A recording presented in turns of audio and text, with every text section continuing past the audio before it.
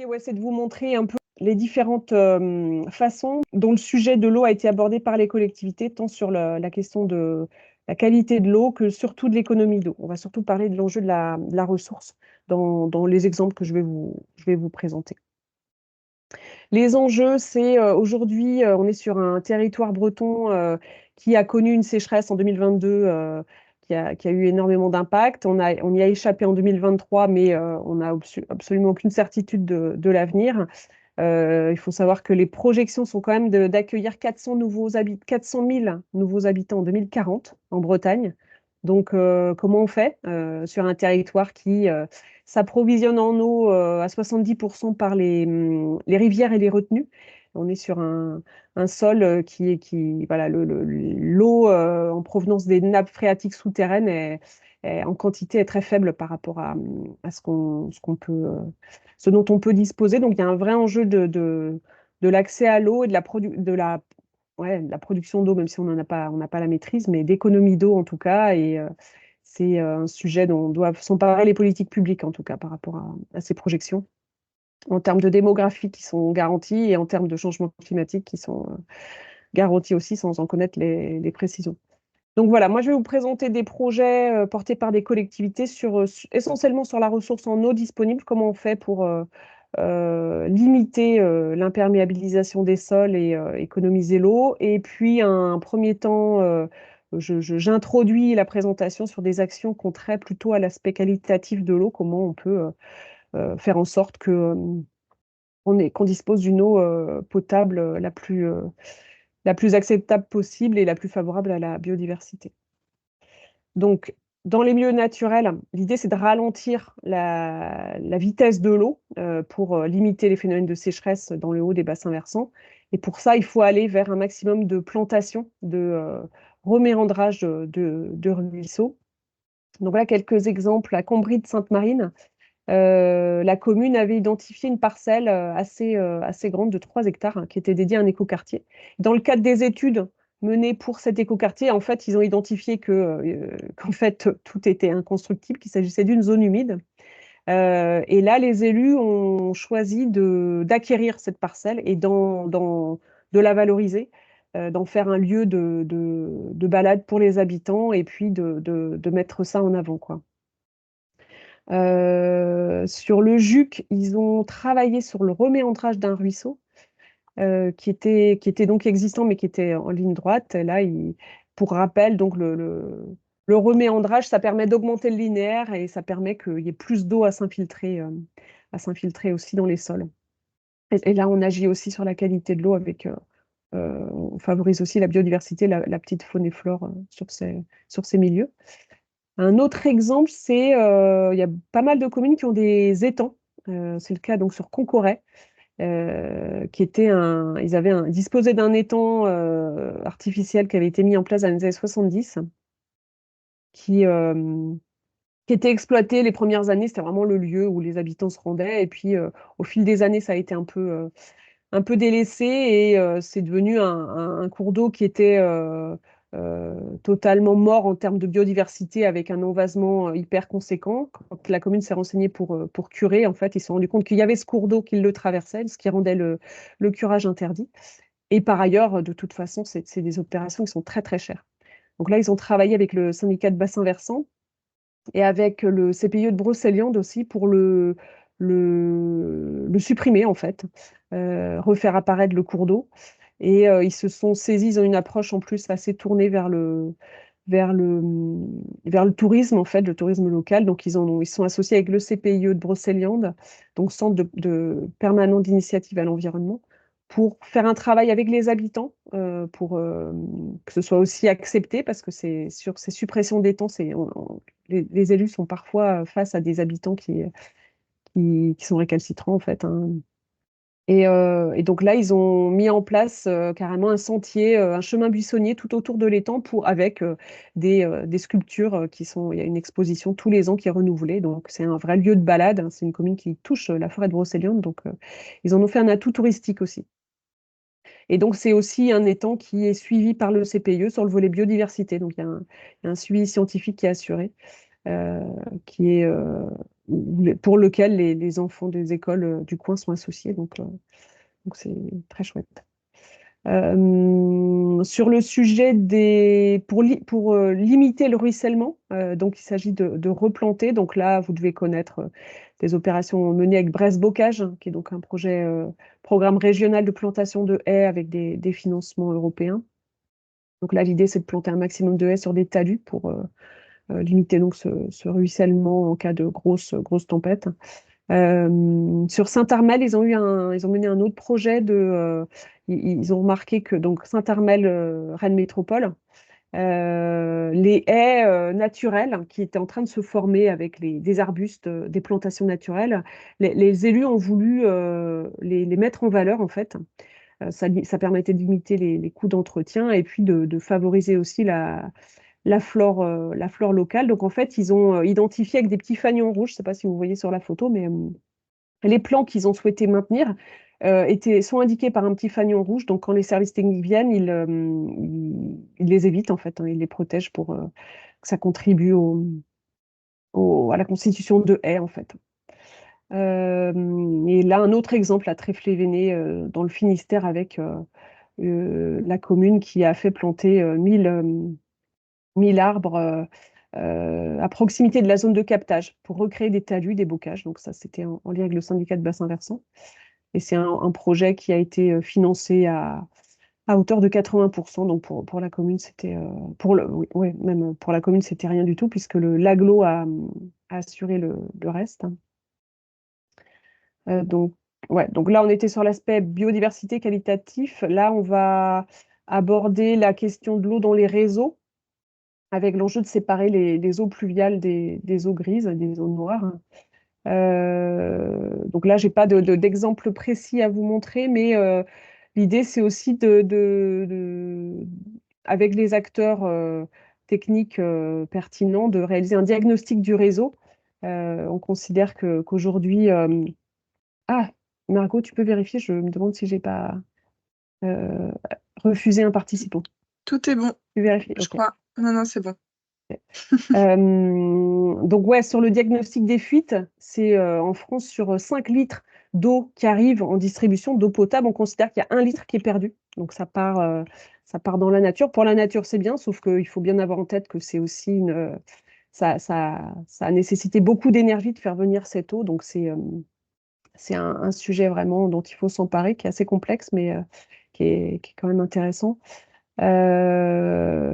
Et puis se saisir aussi du sujet des eaux pluviales et de la séparation des différents réseaux pour éviter les phénomènes de saturation de stations d'assainissement qui se retrouvent par moments totalement saturées, notamment du fait des eaux pluviales aussi qui viennent se joindre. Euh, Là, deux exemples d'assainissement écologique. Donc là, toujours sur le volet, je reviens un peu sur le volet qualitatif du traitement de l'eau.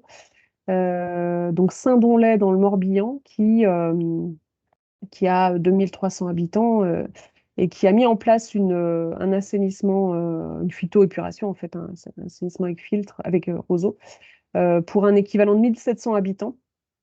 Et tout comme Concoret, ils ont aussi profité de cet aménagement pour le valoriser aussi auprès des habitants, donc des écoliers notamment. Donc il y a aussi du travail fait avec les écoles pour que les enfants viennent voir sur le site et puis que les enseignantes s'appuient sur ce support pour parler biodiversité, parler assainissement aussi. Enfin, voilà, c'est aussi ça en devient un support, quoi. Saint-Médard-sur-Île, Ille-et-Vilaine, là, c'est une phytoépuration qui a été mise en place pour un hameau de 30 maisons. Et ça partait à la base de contraintes purement techniques pour raccorder ce hameau à la station communale. Donc, ils ont mis en place cette phytoépuration qui fonctionne très bien, qui a été mise en place en 2011, je crois. Voilà, c'est une autre possibilité. Un autre sujet qui, lui, est plus complexe, c'est la question de la réutilisation des eaux usées. En France, on est les mauvais élèves, ça se pratique dans plusieurs pays d'Europe. Et en France, c'est très compliqué. Aujourd'hui, la réglementation ne le permet pas. Alors, il y a une expérimentation qui est en cours, entre autres à l'Oudiac Communauté, pour recycler toutes ces eaux pour ensuite, donc les eaux, c'est notamment des eaux usées qui proviennent d'une zone d'activité où sont présentes beaucoup d'entreprises. Et là, l'idée, c'est de réutiliser cette eau traitée pour de l'arrosage de terrains de foot, pour réutiliser aussi l'eau pour nettoyer enfin, pour des opérations de nettoyage pour lesquelles aujourd'hui on utilise de l'eau potable, quoi. Et pour arroser les espaces verts. Donc ça a été lancé en 2023 et on n'a pas encore, moi j'ai pas encore de retour sur ce qu'ils ont pu faire jusqu'à présent. Mais voilà, c'est en cours. C'est une vraie question aujourd'hui qui peine à ressortir pour l'instant, mais c'est en cours et il y a un vrai enjeu là-dessus. L'eau dans les espaces verts, donc comment on peut limiter l'imperméabilisation et puis surtout faire des économies d'eau.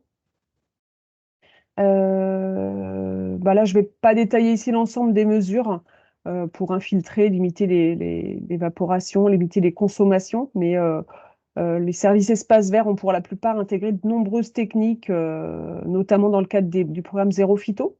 Donc, forcément, vous devez voilà, je pense que je ne vous apprends pas grand-chose sur ce sujet, mais en gros, on peut citer l'abandon des suspensions des jardinières, hyper gourmandes en eau, le fait de généraliser les paillages végétaux, mettre en place des plantes couvre-sol qui sont vivaces, qui permettent de limiter, de ne pas pratiquer du tout d'arrosage en fait, hein. Le remplacement des plantes annuelles par des vivaces, donc végétaliser les cimetières avec là un gros sujet de sensibilisation des habitants. C'est un sujet qui paraît comme ça évident à mettre en place et en fait, pour le coup, un sujet assez cristallisant. Donc là, toujours veiller à mettre en place des actions de sensibilisation et d'information. Donc des systèmes de goutte à goutte, là vous voyez sur Martigny-Ferchaud, ils ont investi dans des hoyasses qui sont des récipients en terre cuite en fait, et une fois qu'on les remplit, c'est une diffusion de l'eau très très très lente. Donc c'est aussi un bon moyen quand on est sur des plantations qui nécessitent de l'arrosage, c'est une façon de faire des vraies économies. Et puis là vous voyez sur Rennes, voilà, c'est un principe de sédum qui a été mis sur les terre-pleins et qui revient chaque année. Les terrains de foot, alors à l'AG l'année dernière, à l'Assemblée générale de 2023, on avait organisé un petit atelier sur le sujet des économies d'eau et plusieurs communes avaient témoigné qu'elles n'arrosaient pas leurs terrains de foot, notamment depuis la sécheresse. C'est le cas de Plélan-le-Grand, Kergris, Moëlou, Saint-Georges-de-Rimtambeau. Il y en a aussi qui arrosent avec de l'eau de pluie, c'est le cas à Saint-Gilles, en Ille-et-Vilaine, qui ont des cuves de 250 mètres cubes sous le terrain de foot, qui permet d'arroser en fait avec de l'eau de pluie. C'est le cas aussi sur Saint-Joachim, en Loire-Atlantique, qui a un terrain de foot accolé au cimetière. Et là, ils ont un gros projet d'installer une toiture de panneaux photovoltaïques autour de l'intégralité du cimetière. Et ces panneaux vont aussi permettre de récupérer l'eau de pluie qui va servir à arroser le terrain de foot. C'est un autre exemple, pour le coup, un peu atypique. Je vous invite à regarder un petit peu ce qu'ils font sur Saint-Joachim. C'est assez surprenant et bluffant tout ce qu'ils peuvent faire sur le sujet de l'énergie, entre autres. Et puis des communes qui choisissent de mettre en place des terrains synthétiques. Alors synthétique, ça ne veut pas forcément dire plastique. Il y a notamment à Guichen, ils ont remplacé des billes de caoutchouc par des billes de noyaux d'olive. Voilà, c'est aussi une alternative. Les cours d'école, donc ça, c'est des projets portés de la conception aux travaux, soit en régie, soit par des bureaux d'études paysagistes, soit des associations. Là, tout comme sur le sujet des cimetières, on est sur des sujets qui nécessitent d'associer un maximum les habitants.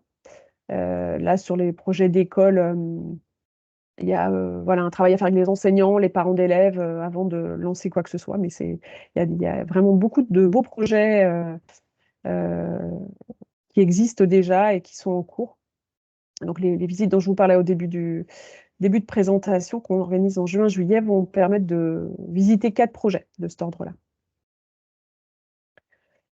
Alors aborder aussi l'eau dans les opérations d'urbanisme, comment on fait en sorte que les nouvelles constructions, les nouvelles opérations intègrent la question de l'eau, notamment de l'eau pluviale, pour favoriser l'infiltration. Donc c'est le cas à Quessoy qui a repensé intégralement l'aménagement d'une rue, la rue des Ruisseaux, avec une noue d'infiltration en plein milieu, et puis de l'enrobé poreux aussi. Sur l'Envalais, c'était une réflexion qui était menée, si je ne me trompe pas, à la base sur une réflexion sur la mobilité dans un lotissement. Il y avait voilà, la vitesse des voitures impactait directement les piétons, les cyclistes. Donc, réflexion globale sur le réaménagement. Et là, ils ont choisi de condamner des places de stationnement et d'en faire des espaces végétalisés. Souvent, c'est des sujets sur l'urbanisme qui intègrent, en fait, ça intègre plein de thématiques finalement. Sur Guipel, comme sur d'autres communes, voilà, inciter les habitants à planter en pied de mur, à semer en pied de mur, pardon. Et sur Rennes, voilà, une gestion des eaux pluviales en surface, avec là, on voit il y a une suppression des bordures de trottoirs qui vont permettre à l'eau de venir s'infiltrer directement dans les plantations. Donc les places de centre-bourg, alors ça, c'est pas toujours évident parce que de fait, elles accueillent la plupart du temps plusieurs activités. Donc dans les opérations d'urbanisme, voilà, c'est à prendre en compte et à mesurer pour savoir jusqu'où on va dans la modification de l'aménagement. Sur Riec-sur-Bellon, ils ont choisi de créer ouais, un fil d'eau pour permettre à l'eau pluviale de circuler puis d'alimenter un massif qu'ils avaient planté. Saint-Georges-du-Rhin-Tambeau, ils ont mené un projet participatif sur pardon, la désimperméabilisation de la place centrale avec l'intégration de mobilier urbain et puis surtout de d'écroutage, débitumage du bitume et plantation donc de nouveaux arbres en fait. Donc certains travaux peuvent être faits en régie, notamment pour découper le bitume avec une scie à sol. Et puis pour un aménagement plus conséquent, c'est la gestion de l'eau qui est à intégrer dans les objectifs du cahier des charges.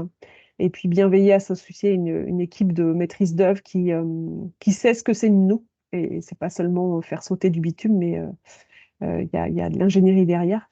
Donc sur Mordel, on voyait une noue paysagère d'infiltration. Il y a aussi cet aspect-là. Derrière toutes ces actions, c'est aussi rajouter de la qualité de vie dans le centre-bourg, dans le paysage. C'est accepter de revoir de l'eau qui circule.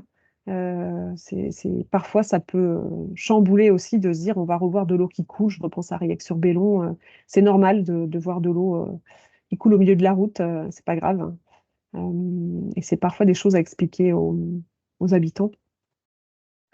Les stationnements, donc ça c'est très commun aujourd'hui, hein. Il y a beaucoup de possibilités sur les nouveaux revêtements qui permettent de proposer du stationnement, mais sur un sol qui va permettre d'infiltrer l'eau pluviale. Donc les quartiers d'habitation sur les espaces publics, de plus en plus les communes se dirigent vers des opérations d'urbanisme zéro déchet, zéro rejet d'eau pluviale. C'est le cas de la Méogon, de Quessoy, Layé, Saintré. L'idée, c'est d'imperméabiliser le moins possible, donc de limiter la largeur des voiries. Alors encore, en questionnant la mobilité, sur des aménagements, parfois, c'est pas nécessaire d'aller faire des voiries très très larges sur des, des, des sites où il y a peu de circulation. Et en échange, ben, on va favoriser la perméabilisation. Et des bazouges, c'est des noues d'infiltration qui ont été imaginés dans le lotissement. Et puis des bassins d'infiltration aussi sur Guipel, vous voyez, qui, quand elles sont à sec, eh ben les enfants s'en emparent et et ça sert d'aire de jeu en fait. Et en cas de trop plein, et ben, ça se remplit et puis en quelques jours, ça s'infiltre. Dans les quartiers d'habitation aussi, on peut réfléchir à la question de la désimperméabilisation ou le fait de ne pas imperméabiliser. Sur Languette notamment, ils ont un lotissement où, dans le cahier des charges, l'objectif c'était de réserver les parcelles à des maisons, soit de l'habitat léger, soit des maisons sur technopieux. Donc là, dans l'idée, l'eau continue de circuler et la petite faune aussi. Saint-André-des-Eaux, qui a un lotissement d'habitat réversible. Donc là, c'est des tiny houses qui ont été installés et puis un choix de euh, limiter la voirie, quand bien même il s'agit d'un lotissement. La voirie s'est arrêtée à un moment donné pour... euh, voilà, il n'y a pas de bitume qui permet d'accéder aux maisons, en fait. C'est aussi des choses qu'on peut anticiper dans les projets d'aménagement, à savoir intégrer des puisards sur des lots libres ou des cuves de récupération d'eau de pluie qui sont déjà intégrées dans la parcelle. Ça peut permettre de faire des économies quand c'est fait en gros et c'est fait par l'aménageur. Dans ce cas-là, c'est aussi un coût qui peut être répercuté sur le prix de vente de la parcelle. Et au moins, la collectivité est sûre que ce sujet de la gestion de l'eau de pluie est anticipée. Sur Aidé-Bazouge, ils ont été jusqu'à imposer la pose de cuves individuelles dans les futures maisons, futurs aménagements. Et sur la Chapelle-Thoireau, c'est intéressant, ils ont un lotissement où toutes les maisons ont des gouttières déconnectées. Donc en fait, c'est aussi combiné à un aménagement paysager hyper qualitatif. Et là encore, on voit l'eau qui coule quand il pleut, on voit l'eau circuler et ça repart dans les aménagements paysagers. Dans les bâtiments,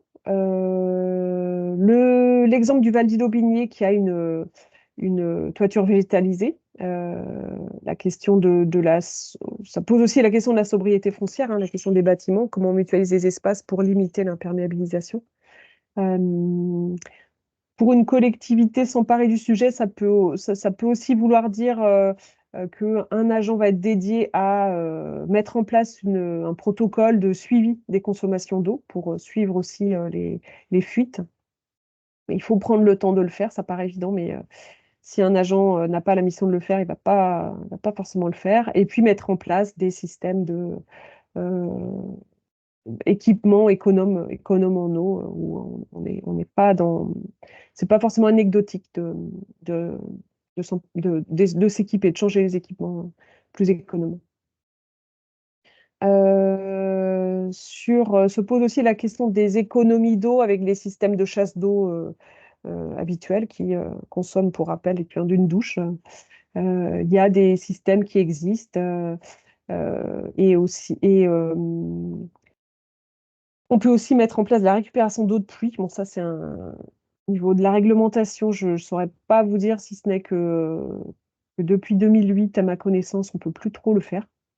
Mais ça a été fait, en tout cas, dans certaines collectivités avant 2008. La question des toilettes sèches aussi, pour des équipements sportifs ou pour des lieux qui sont difficilement raccordables au réseau de la collectivité. En fait, c'est aussi une réponse qui peut faire peur et qui, sur les expériences qu'on a relevées, sont positives tant du côté des élus que des agents. Donc, s'interroger aussi là-dessus.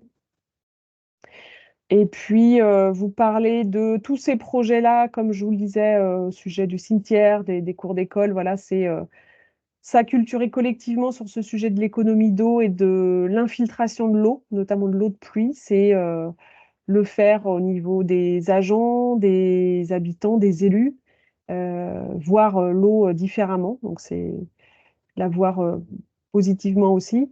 Les actions qui ont été faites vers les habitants. Il y a une action, comment dire, un peu punitive, mais qui a le mérite de fonctionner. C'est la Grigonnet en 44, en Loire-Atlantique, qui a mis en place qui a la compétence de la redevance d'assainissement, qui a mis en place une tarification incitative qui l'objectif, c'est que plus on consomme, plus on est taxé. Donc ça, c'est une méthode qui est mise en place depuis 2011 par la commune. Sur béton, ils ont investi dans 2 mallettes. Ils ont travaillé avec l'ALEC du Pays de Rennes. Et là, ils ont acheté 2 mallettes équipées de systèmes d'économiseurs d'eau et puis de systèmes des compteurs pour relever l'eau, la consommation d'eau et la consommation d'électricité. Donc, c'est des petits équipements qui ont vocation à être testés par les habitants. Les mallettes, elles sont empruntables gratuitement par les habitants de la commune. Et derrière, si les habitants sont convaincus par les petits équipements qu'ils ont testés, notamment, je pense aux mousseurs, la commune s'est mise en lien avec des entreprises privées, notamment le Castorama ou le Roi Merlin. Le Roi Merlin de béton, qui propose ces petits équipements à un tarif préférentiel. Donc voilà, et ça, c'est en plus d'une communication que la commune met en place depuis quelques années déjà sur les gestes économes en eau. L'eau du bassin rennais, un autre exemple de sensibilisation qui a mis en place une campagne d'affichage pour économiser l'eau avec des interventions aussi dans les communes pour présenter les petits mousseurs, les petits équipements que les personnes peuvent acheter facilement pour faire des économies d'eau. Et là, l'exemple ultime, entre guillemets, c'est peut-être celui de Mordel, qui a mis en place carrément un parcours pédagogique sur le thème de l'eau et les milieux aquatiques, où ils abordent les questions de la qualité de l'eau et de la quantité. Donc voilà, tout ça, c'est comme toujours une petite action d'aménagement peut prendre une toute autre ampleur si si on se donne aussi les moyens d'associer et de sensibiliser, d'informer un maximum les habitants. Ça, c'est d'autres exemples à Chavannes qui a carrément associé des artistes sur le sujet de l'eau et en associant aussi les enfants. Et puis ici, vous avez un petit exemple du programme Ici commence la mer qui est porté qui est une campagne de sensibilisation qui a été imaginée par l'association France Nature Environnement, dont toutes les collectivités peuvent s'emparer l'idée, c'est de faire comprendre même en centre-Bretagne que la plaque d'égout, en fait, eh ben, l'eau pluviale qui coule va finir dans l'eau, quoi. Et là, c'est sur le volet pollution. Ce programme, il agit, il a surtout vocation à interpeller les habitants sur le fait de jeter des déchets qui vont ensuite partir à la mer.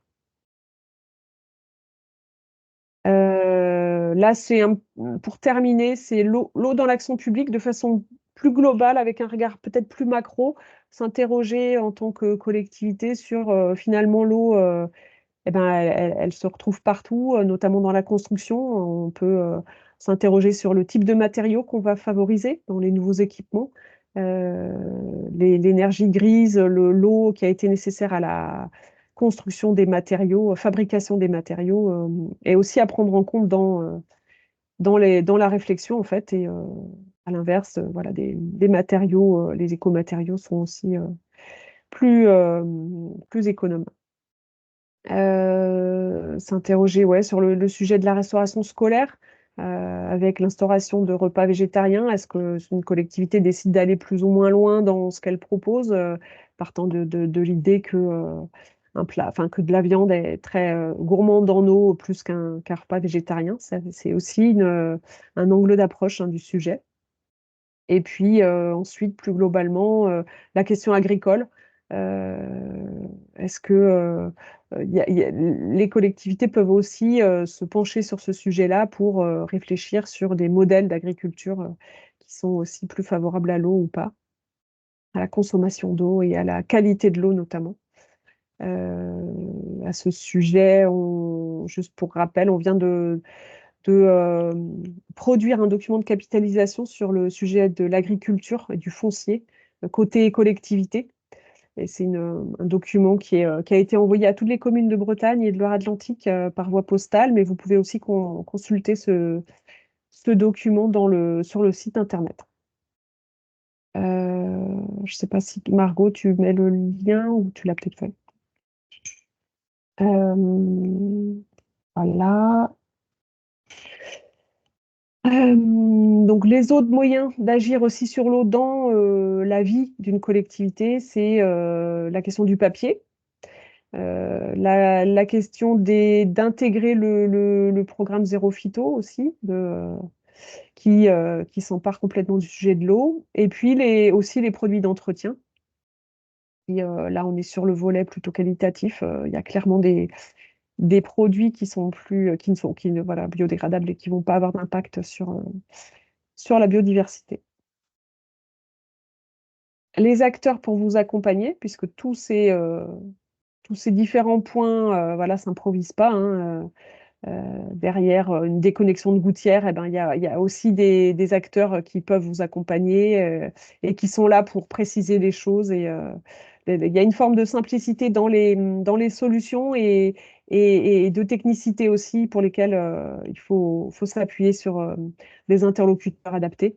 Donc voilà, là je vous ai mis en gros les différents acteurs qui peuvent soutenir les collectivités sur ce sujet spécifique de l'eau avec des financeurs notamment sur les institutionnels qui financent et qui accompagnent, notamment l'Agence de l'eau Loire-Bretagne, hein, qui est vraiment une source un financeur important sur tous les projets de l'eau liés à l'eau. Ça va de la déconnexion, aider des particuliers à enclencher la déconnexion de leur gouttière, à financer des projets de désimperméabilisation de cours d'école, à plein d'autres choses. Les bassins versants, bien évidemment. Les associations d'éducation à l'environnement, là, je vous en ai cité quelques-unes, mais il y en a d'autres, hein. Il y a notamment là donc, le CPIE de la forêt de Brocéliande, qui est aussi un accompagnateur de collectivités sur le volet cours d'école. N'hésitez pas à les solliciter. Et puis, toutes les structures d'accompagnement, hein. Les conseils en énergie partagée qui eux, vont vous permettre de réaliser des économies d'énergie et aussi travailler sur les économies d'eau, les CAUE sur les projets d'aménagement. Le réseau Défi, qui est deux réseaux importants peut-être à retenir au-delà de Bruded, c'est le réseau Défi donc, qui est spécialisé sur la mise en lien de collectivités sur les sujets de zéro phyto, gestion des espaces verts. Donc, c'est aussi un acteur qui propose des visites. Et puis, Redagio, qui est le réseau des acteurs de la gestion intégrée des eaux pluviales. Là, c'est un peu plus spécifique, mais c'est vraiment aussi un réseau. Et puis, bien sûr, sur le sujet de bois, bah, les SIC qui peuvent exister au niveau région et Loire-Atlantique. Voilà. J'en ai fini, moi, pour ma présentation. J'ai parlé un peu vite, j'espère pas trop, mais mon idée, c'était de vous montrer le champ des possibles, euh, sachant que ça n'est absolument pas exhaustif, qu'il y a les choses avancent très vite, donc on n'est pas forcément au courant de tout, mais il y a vraiment plusieurs leviers dont les collectivités peuvent s'emparer pour permettre d'avoir une action sur la qualité de l'eau et puis sur la consommation, qui est vraiment un critère essentiel au regard de ce que je pouvais vous dire sur l'augmentation du nombre d'habitants, où on ne va pas avoir le choix que de changer nos pratiques. Voilà. Alors, je vous propose de discuter maintenant. Il est 13h09. Je ne sais pas si parmi vous, il y a des élus qui ont porté déjà des projets. Ça pourrait être intéressant voilà, que vous en fassiez profiter les participants. Je regarde qui vous êtes. Euh, Je, ouais, je me permets juste, je ne sais pas si vous avez vu, je suis Anne, je travaille au CPIE, Rosanne vient de parler de nous. C'est juste que là, j'ai un appel pro en parallèle, mais dans 5 minutes, si vous avez des questions ou des besoins, je suis dispo. ça marche. Ok, donc effectivement, le CPE, comme je vous disais, qui accompagne des collectivités et notamment sur le sujet des cours. Donc peut-être elle va pouvoir vous en dire davantage. Est-ce que Fanny Dubo, Fanny? Oui, Est-ce que tu peux nous en dire? Donc, toi, tu représentes le PTB oui. Alors, Haut-et-Vilaine. oui, c'est ça. Est-ce que tu as des informations, je ne sais pas, sur les financements, tu vois, sur des choses qui pourraient Alors, être... le PTB Vilaine, en fait, c'est bon, l'équivalent, on va dire que, enfin, c'est la structure qui porte et le SAGE Vilaine et également qui est territorialisée puisqu'il y a 3 territoires sur lesquels il y a des interventions opérationnelles de type de ce que font les syndicats de bassin versant de restauration morpho. Donc, il y a un secteur, l'unité Est, qui est à Châteaugiron, qui est sur les bassins Sèche, Vilaine-Amont et Sémenon, enfin anciennement. Un secteur à l'ouest qui reprend en fait les anciens syndicats Iguilet, Flume et Meux, et aussi une partie en fait vers l'aval sur Vallon de Bretagne Communauté où il n'y avait pas avant de bassin versant, de syndicat de bassin versant. Et puis après, un secteur plus à l'aval au niveau de Redon, Aglo, voilà, sur le secteur plus aval. Voilà. Et alors, les financements, ben, nous, on travaille exactement comme les syndicats, c'est-à-dire que sur ces actions de restauration morpho, voilà, on est sur la partie, enfin voilà, il y a des financements via l'agence de l'eau principalement, puis après région et département. Donc à peu près, effectivement, on est sur des taux à peu près de 80%. Donc on a des secteurs prioritaires d'intervention qui ont été définis. Voilà, et après, ben, ponctuellement, l'idée, c'est justement d'essayer à chaque fois de travailler aussi sur des questions d'opportunité, des fois quand il y a des aménagements pour venir vraiment travailler justement en transversal. En fait, c'est de plus en plus ça, c'est des travaux en transversalité et sur la morpho des cours d'eau, mais également sur le bocage, en fait, faire et si possible, par exemple, des déconnexions d'eau pluviale. Enfin voilà, essayer de travailler vraiment sur de la transversalité. Voilà. Alors par rapport à ça, notamment, ben, c'est vrai que remettre un cours d'eau dans son cours d'eau va aussi amener à faire une reconnexion à la nappe et donc à permettre de mieux alimenter en fait les cours d'eau, ben, surtout dans les périodes estivales.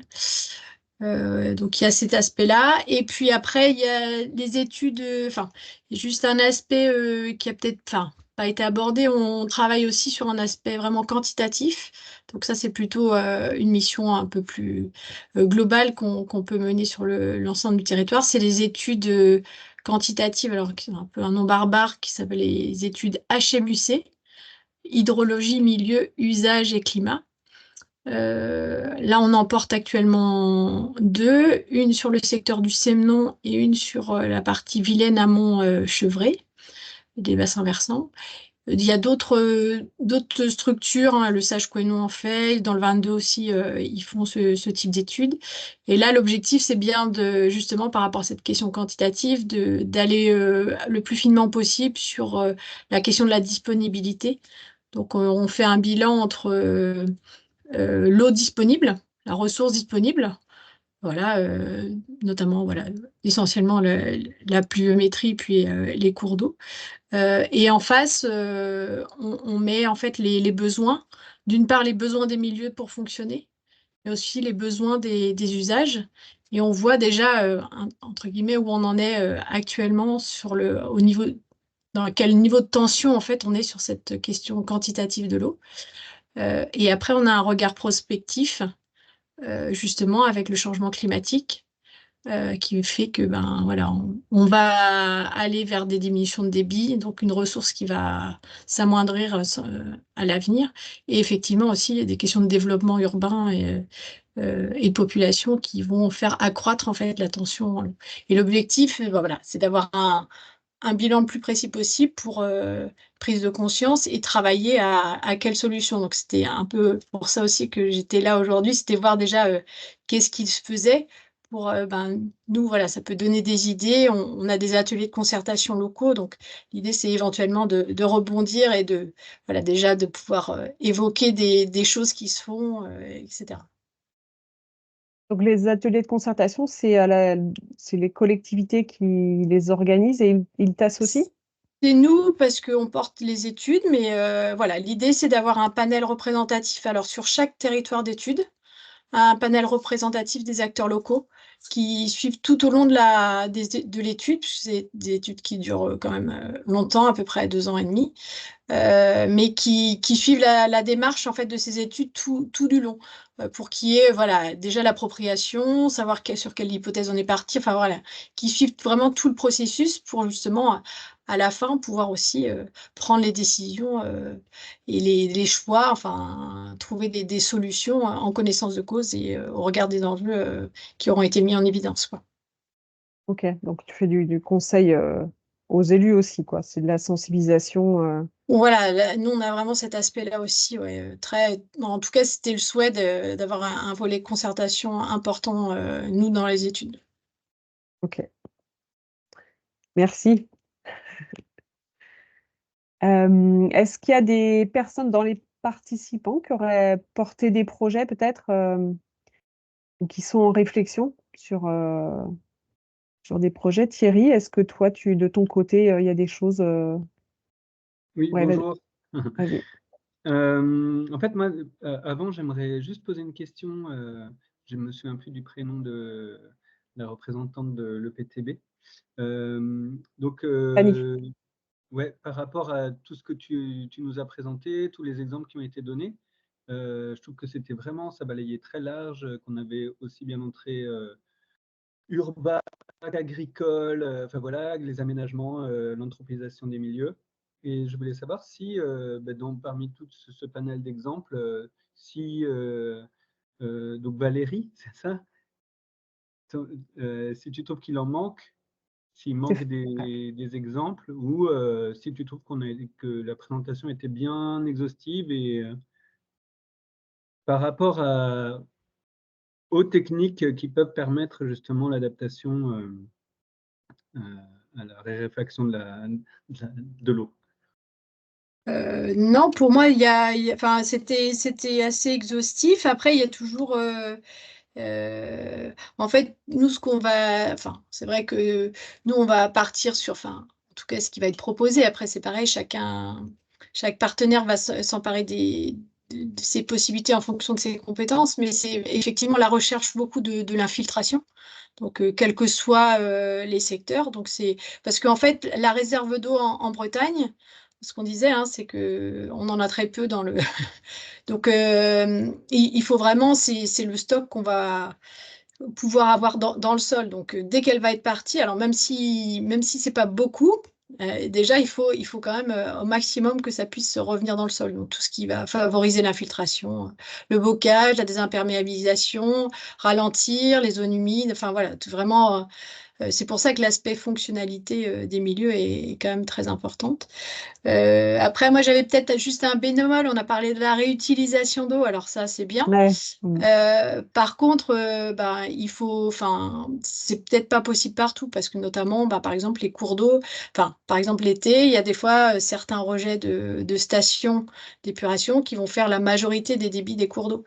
Donc, ça peut poser un souci si, par exemple, si on parle d'une station d'épuration, d'un rejet de station d'épuration, il est réutilisé pour autre chose et il ne va pas aller réalimenter le cours d'eau. Donc voilà, donc après, certainement la réutilisation est possible. Après, il faut faire attention, c'est peut-être pas faisable partout. Enfin voilà, il y a ces aspects-là qu'il faut peut-être regarder. Mais non, après, c'est des choses, la végétalisation des cours, enfin voilà, vraiment tout ce qui est effectivement des imperméabilisations. Puis après, ça va être des changements de pratique, notamment au niveau agricole, et puis réduire les consommations, parce qu'en fait, quand on utilise de l'eau de pluie, en fait, on n'est pas à réduire sa consommation, en fait. Donc il faut Mm. vraiment, je pense aussi, avoir vraiment cet aspect, je réduis, notamment tout ce qui est douche, enfin. On sait que voilà, enfin, on utilise beaucoup d'eau pour les douches, les toilettes, enfin ce genre de choses. Après, c'est beaucoup de communication et de changement pratique. Et on sait que ça c'est compliqué, quoi. Mais dans les process industriels, ils y travaillent aussi beaucoup. Enfin, de plus en plus, en tout cas, pour réduire les consommations. Par exemple, pour diminuer, je sais pas moi, le nombre de litres d'eau pour produire, je sais pas moi, du jus de pomme ou voilà, ils sont vraiment sur des ratios pour essayer de diminuer dans leur process la consommation d'eau. Après, souvent, ça peut être aussi augmenter beaucoup l'énergie, parce que bon, c'est pas toujours compatible, donc il y a toujours, c'est pas toujours facile de faire des choix, mais non, globalement, autrement, j'avais pas d'autres. Après, il y a peut-être d'autres choses qui seront. Justement, c'est un peu l'idée de ces ateliers de concertation, c'est que le fait de discuter, ça peut aussi mener peut-être à d'autres solutions, mais ouais, globalement, les solutions fondées sur la nature et puis à favoriser l'infiltration. Ouais. Et du coup, j'ai encore une dernière question. Dans les grandes masses justement de consommation d'eau, donc j'ai une notion, moi, des histoires de petits cycles de l'eau et de grands cycles de l'eau, avec le petit cycle de l'eau qui permet de garder l'eau sur un territoire, et que le but du jeu, c'est que l'eau reste dans ce petit cycle de l'eau le plus longtemps possible. Donc, après, tu me diras si je me plante. Mais est-ce que, du coup, dans les grandes masses, entre l'urbanisation, le fait qu'il y ait des gens qui habitent, l'agriculture et l'industrie, c'est qui va faire, c'est quel secteur où il faut qu'on ait un effet le plus rapide et le plus drastique pour justement nous permettre de nous adapter? Alors là, nous, on n'en est pas là. Et après, je pense que ça va dépendre des territoires. Parce que, par exemple, nous, sur les secteurs là, on est en amont, l'utilisation, elle est c'est beaucoup d'eau potable, en fait. Par exemple, il n'y a pas tant que ça d'eau pour. Enfin, il y a quand même un peu d'irrigation chez nous, mais en Bretagne, mais ça reste quand même assez limité par rapport à la Loire-Atlantique. Voilà, donc après, ça va vraiment dépendre des territoires. Et en fait, c'est bien l'objet de ces études-là, c'est bien sur certains secteurs, ben, il va falloir mettre l'accent sur peut-être voilà, l'urbanisation ou la réduction de la consommation, je sais pas, chez les particuliers, j'en sais rien. Après, il y a peut-être d'autres secteurs où ben, voilà, on est plus, la consommation elle est plus agricole. Voilà. Et puis, il y a aussi les perspectives. On va se dire, ben, un maïs, dans 10 ans, ben, peut-être que chez nous, effectivement, il y aura besoin de l'irriguer, mais est-ce que du coup, est-ce que c'est tenable ou est-ce qu'il vaut mieux pas changer de pratique et de changer de culture? Donc, en fait, c'est ces questionnements-là qu'on essaye de faire remonter pour que justement, il y ait une prise de conscience aussi un peu de tous les acteurs pour que voilà, ça fasse aussi réagir et de se dire, voilà, ben, non, ça va pas être tenable, donc il faut changer nos pratiques. Voilà. C'est un peu l'objectif. Après, ben, on va voir ce qui ressort. Mais... Ok, ben merci beaucoup. Et du coup, pour répondre à ta question, Rosen, oui, à Plessé, on a plusieurs projets qui s'inscrivent complètement dans ce que tu viens de présenter. Des histoires de renaturation des cours d'école, par exemple. Notre projet de hameau léger, on va vraiment explorer toutes les facettes. Donc, on est sur un terrain qui est dans le bas, est une ancienne zone humide qui avait été remblayée pour la rendre constructible, mais on va la renaturer.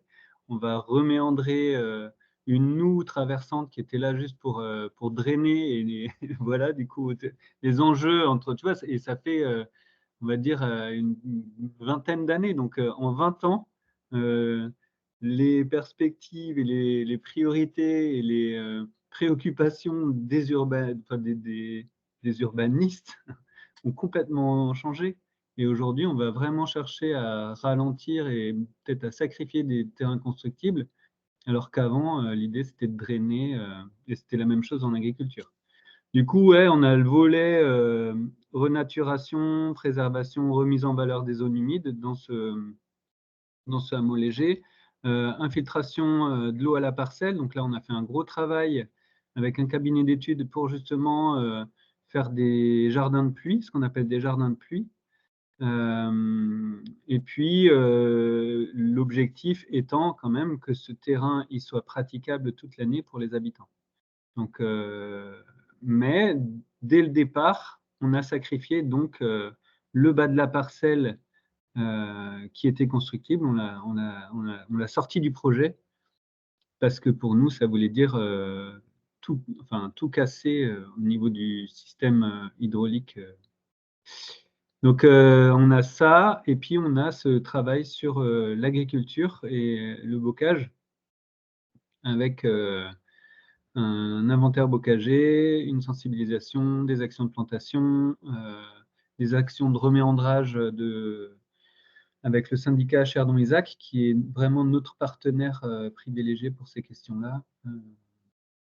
Gestion bocagère, reméandrage. Voilà.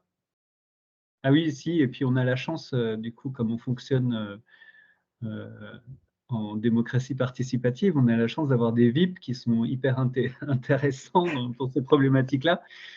Et on a notamment un VIP qui est à la Fédé de pêche.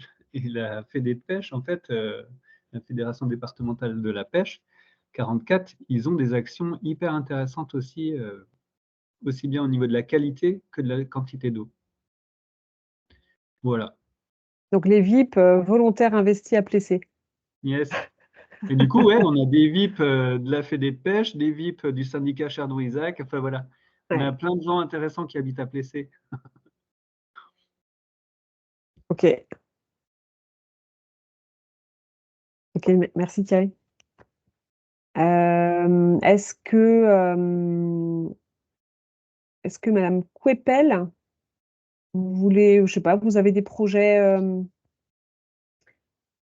en cours? Allez-y, il faut décrocher votre micro, enfin l'activer du moins.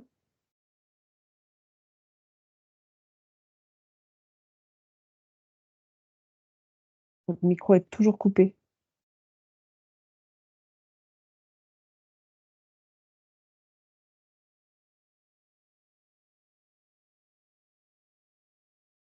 Bon, eh ben, sinon mettez peut-être quelque chose, inscrivez dans le chat si le micro ne marche pas.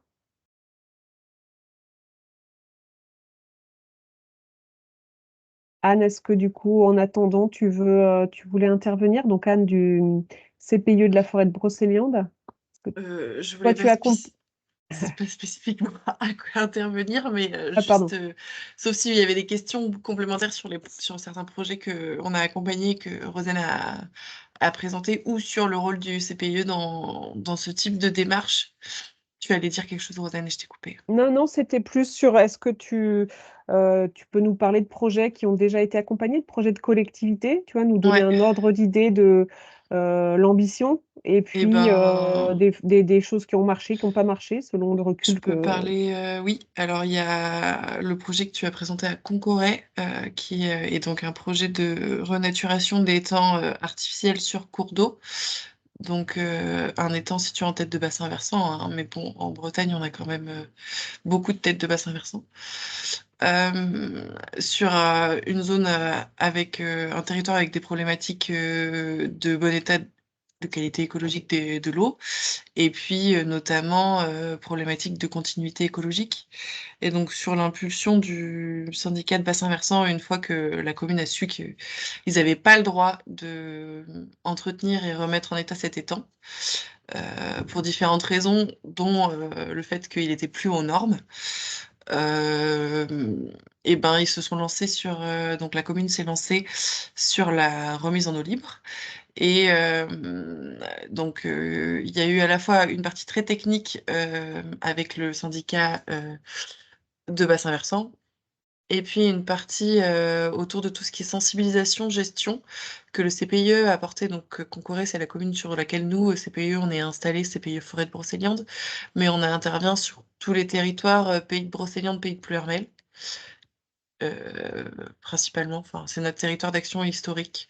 Là, à la marge, sur des choses un peu spécifiques, on est appelé un petit peu en extérieur, mais c'est la particularité des CPIE d'être des associations très locales.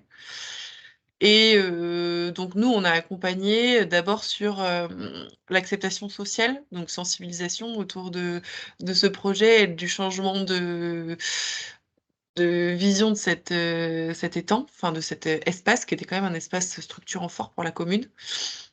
Et donc des sorties de sensibilisation, de l'accompagnement technique, de l'accompagnement sur expliquer pourquoi, euh, vulgariser.